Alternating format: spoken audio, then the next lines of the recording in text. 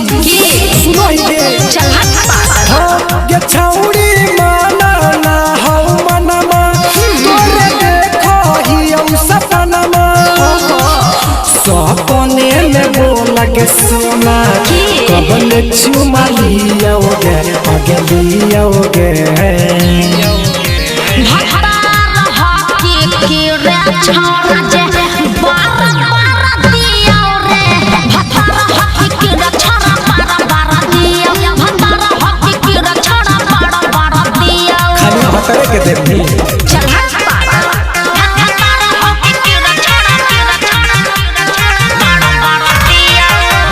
आगे लियोगे भटरा हकी के रे छौरा बारा दियो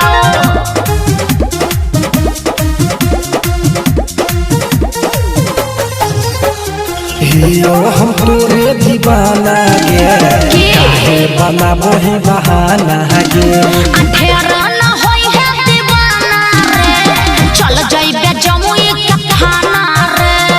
भीतर करवा देबो बुझली ना जीजा लगा की हियो हम तोरे दीवाना गे काहे बनाबो है बहाना गे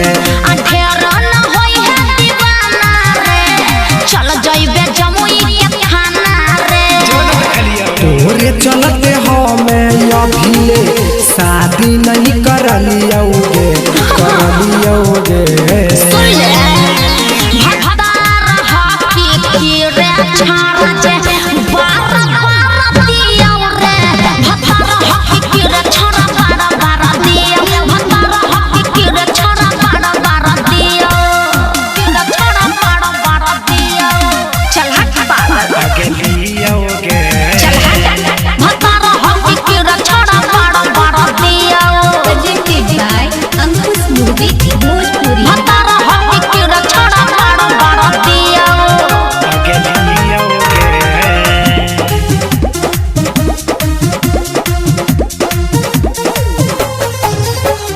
दीपक प्रिंसवा के बाटही हमरा के काहे लगाटही आइए सपना तो सुनाही रे दोसर के जाके पटाही रे